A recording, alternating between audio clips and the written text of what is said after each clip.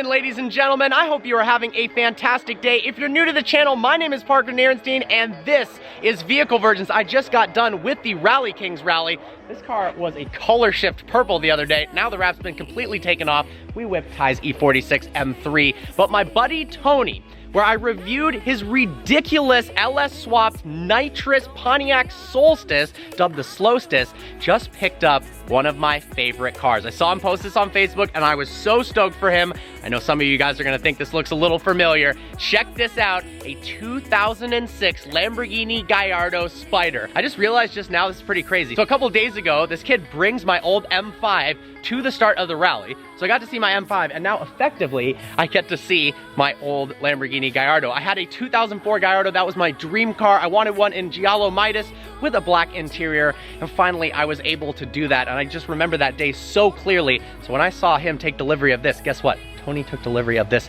today.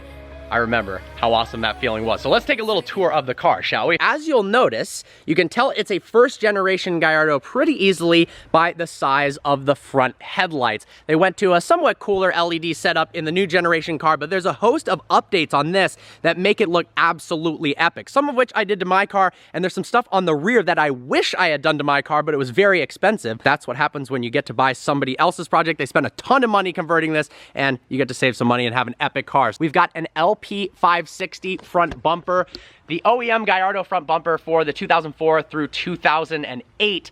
It looks a little bit boxy. It's classy, but it doesn't look as updated as the LP 560. They switched to that design in 2009. They had a new gearbox, some new interior options, but essentially a pretty similar car. They also switched to a 5.2 liter instead of this one is a 5 liter. However, an advantage of the 5 liter and the firing order on the original Gallardo is that one, it shoots massive flames, and two, if you have the right exhaust, it sounds almost like a Formula 1 car. Come around to the side, we've got these epic 20-inch Vossen wheels. You'll notice how low profile those tires are. A lot of people had problems with the original Gallardos and Murcielagos especially when they went with bigger wheels. If you don't keep the rolling diameter the same, it will eat up the front differential on the all-wheel drive system. That's why these are so low profile, that the wheel itself is actually bigger, but since the sidewall of the tire is lower, it's got the same rolling diameter. I actually really like these colors. Now come around to the back, check this out. We've got the Super Leggera wing. I did a personal install on that. That was a project to say the least, but looks super cool. These are not OEM 2006 taillights. These are actually from the LP 560. A couple people do conversion kits. Honestly, totally updates the look of the car.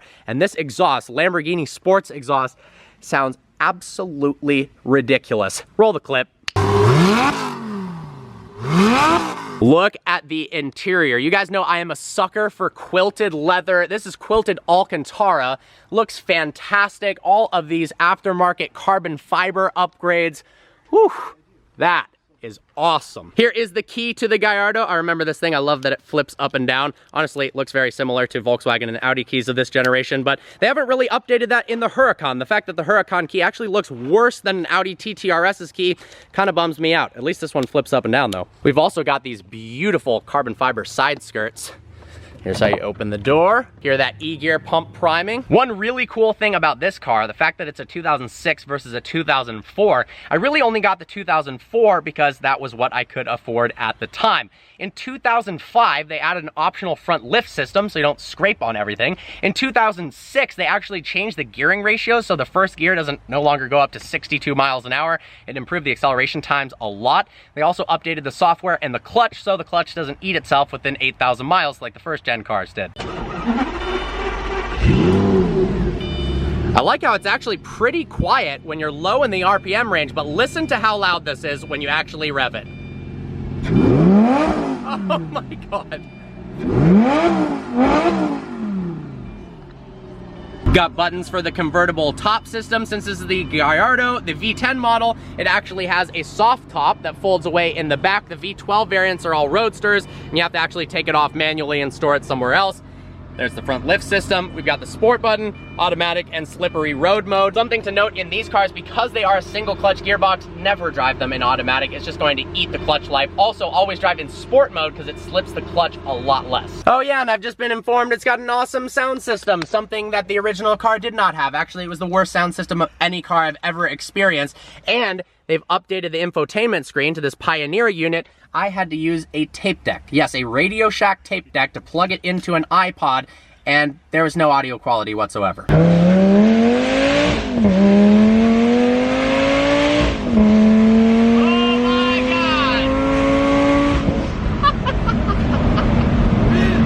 Freaking awesome. Dude, so you just got this, you put 15 miles on this so far. Oh my God. Are you in love? It's nuts. It's nuts. So how did you decide to get a Gallardo? I have wanted an exotic for probably the last several years. You know, it's funny, moving to Michigan, it's such a car community and culture out here, it's just insane. And I've always been a car guy, and the ultimate, I think, in anybody's mind when you're a car guy is to own an exotic, you know, either a Ferrari or a Lamborghini. Yeah. And so I've been looking for a car for probably the better part of 3 or 4 years.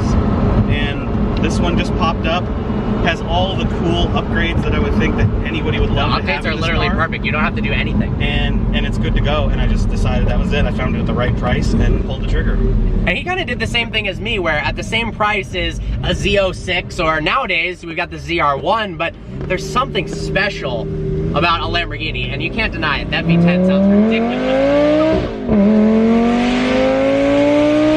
Oh my God. And the best part is, if anyone complains, oh, why'd you spend that much money on a Volkswagen Beetle with a Lamborghini badge, he goes, well, I also have a 600 horsepower Pontiac Solstice, so whatever.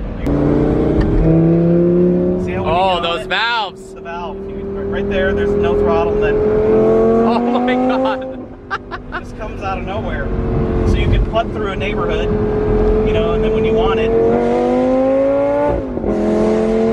That was definitely one problem with mine, is there was no such thing as putting through neighborhoods. I didn't have mufflers of any kind, and it sounded like he was going full throttle and idle, which was cool most of the time. Well, it was pretty much cool all the time, but sometimes other people did not think it was cool. We're 3,000 RPM. Yeah, you can't hear anything. We're 60 miles an hour and you can't hear anything. Yeah, that's pretty ideal. You can cruise on the freeway. This has aftermarket coilovers on it. It rides much better than a stock one would, and especially with some miles on it at that point, depending upon where I lived, it was probably blown out. So you bought this from Miami? I bought it out of Miami, yeah. That's where I got my Huracan from, funny enough. In Michigan, there's not too many places to buy secondhand Lamborghinis. Well, as if one friend getting a new exotic car wasn't cool enough, now we got Gary, who just brought over his new McLaren 650S. Let's check this thing out. Gary has so many cool exotic cars and basically just bought this only because the doors go up. Do I blame him? Not really. Ty's 6'5". Can you fit in it? Dude, this is the most headroom I've ever had in a supercar. But that's actually impressive. I think there's a guy called Tall Guy Car Reviews who reviews cars for tall guys. Looks like... I want to be friends with him. I think this one passes the test. Damn, that is clean. So now Gary has a Huracan, a 430, an 1150 wheel horsepower GTR, and a McLaren 650S. I'm a little jealous of that setup. These flip-flops came with the 650S. These are great. This week has been absolutely insane, and it's about to get a whole lot crazier. I am waiting for Matt Marcoux to get his butt here. He's like 2 hours late. Damn it, Matt. But honestly, I'm stoked that he was late, because then I got to see my buddy Tony's new car, and same with Gary's, and we are headed out to Cincinnati to drive something really, really special. This kid didn't want to come with me, so. Shoes. Subscribe now, or you'll miss out on these bad boys. I don't know if that's convincing. Maybe. I was about to say this would be a sick combination, this GTR and the 650S, but then I realized Gary already has both of these, damn it. There's Matt, insert transition 4 hours later. Look how good this thing looks rolling down the hill. Oh, baby.